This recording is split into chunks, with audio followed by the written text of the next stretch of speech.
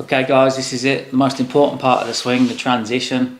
It's one of the main reasons why I made these swing trainers, because it's really difficult to time the transition, and with the flexible shaft you can feel it load a little bit, so it just gives you a bit of time to get yourself in the right position for that transition. But let's take a look at it with Rory McIlroy again. He's using a 7-iron, so it's exactly the same club. But the big thing we want to look at, it's a bit controversial, is the spine angle or the spine tilt, because everyone's got it in the head it's got to be tilted back away from the ball, but it's just not the case. It's quite the opposite, and I think that's why a lot of people are struggling to strike the ball consistently. So look at the spine angle there. If you look at that figure, pretty much 90 degrees, and then as we sort of take it into the backswing, we can see that it's going in the opposite direction. So he's actually tilting his spine towards the target quite clearly, going down to about 85.7 degrees tilt. That's a lot. What happens as he starts to get to the top, as his hips start pushing forward, because that happens quite early on in the takeaway and backswing as well, it sort of pushes the spine back a little bit. As you can see, he's coming back to pretty much his normal position, and then as the hips continue pushing forwards, the spine does back up. You can see it backing up there quite a lot, especially through impact. And this is the slingshot action that I talk about. You can have a look at my videos. It's like, I call it a counterbalance, and that's really what's going on in the swing. So when you swing to the top of your backswing, your upper body sort of tilts towards the target or leans to the target, and then as you come down, your upper body tilts back, and then your arms sort of propel the club through, a bit like a slingshot. But in the transition, you got to make sure that your weight's in the right spot, because otherwise you're going to come over the top. If the transition's not right, that's the number one reason why you're going to come over the top. So let's take a look at that then. Actually, before we do, the other thing was looking at the shoulder turn. So it's really important, if you want to maintain your spine angle, which is important to give you a solid, consistent strike, your shoulders have got to turn down at an angle. So that's something that continues from the takeaway right into the backswing to the top of the swing. The shoulders are still turning at that steeper angle. The shoulders are pointing to the floor. Alright then, transition. Let's go face on. So what we're looking at, we're just going to get Rory to the top of the swing. He's getting back to his centre. We can see here he's almost right back to zero. There he is. He's into zero. Now he's shifting forward, and the club hasn't started down yet. Okay, so the pelvis is shifting forward. Now he's starting to transition. What he's actually doing is pulling the club. He's pulling the grip end of the club down. That's the first move. What I want you to do is look in the description. There's a video link from Chris Ryan who talks about how to efficiently move the club in the downswing, and it's the same action where you're pulling the club down. It's easier to do.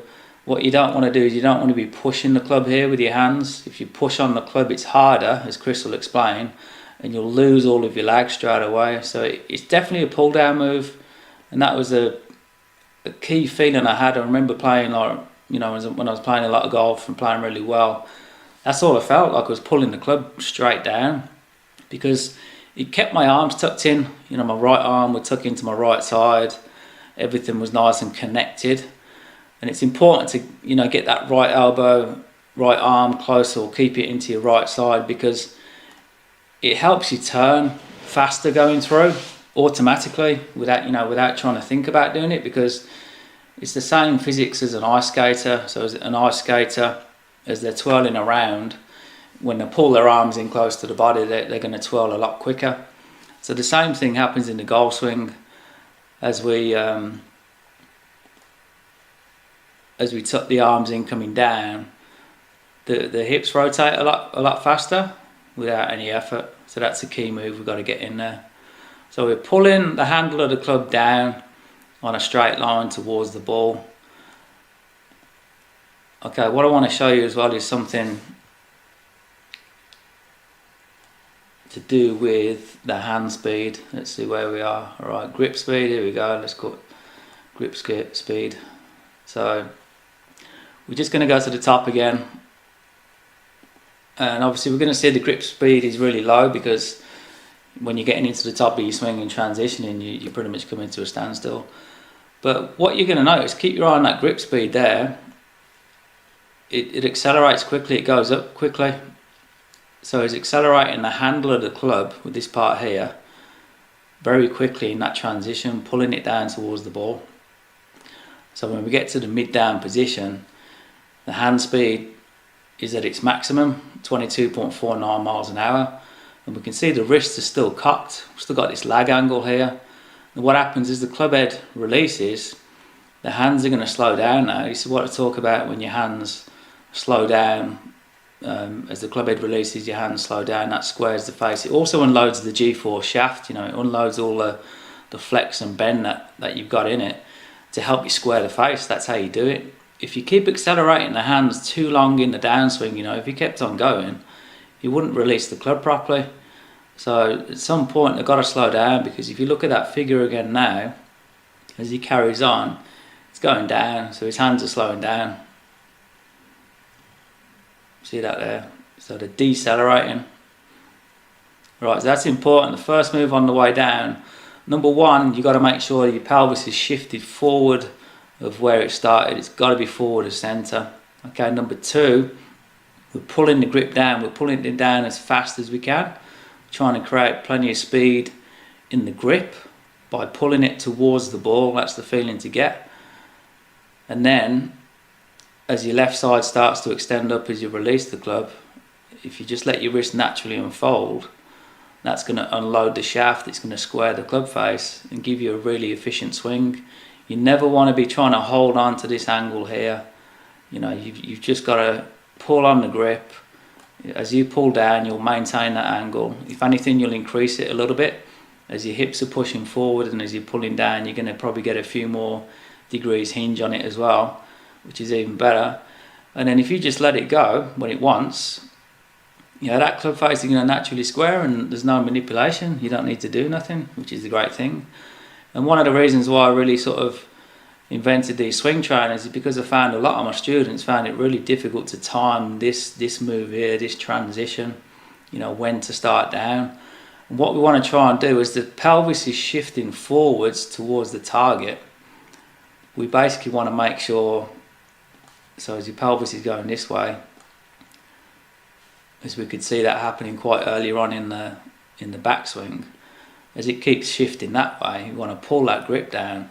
But also, before you pull down, you want to wait for the G-force shaft to load, so that's going to flex a little bit there because of the weight of the club head. It's a standard weight head, because the shaft's really flexible. When your arms and body stop, the head's going to carry on and just bend the shaft a little bit, so that's loading the shaft.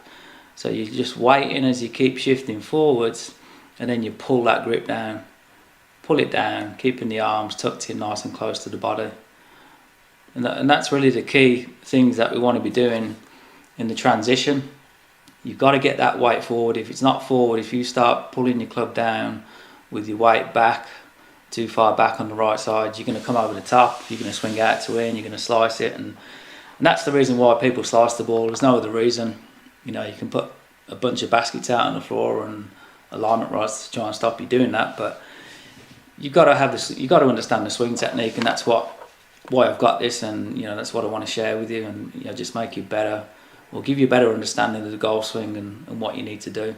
And the GForce Swing Trainers really help because it gives you a feeling of whether you're doing it right or wrong, because if you're out of position, you can actually feel it in the shaft. You can feel the shaft sort of over flexing, and the best thing is obviously you can hit balls with it, which is what I wanted. I wanted to get feedback from the actual ball flight as well, because if you're not hitting the ball in the right direction with it, that's going to show up problems with your sequencing on the downswing.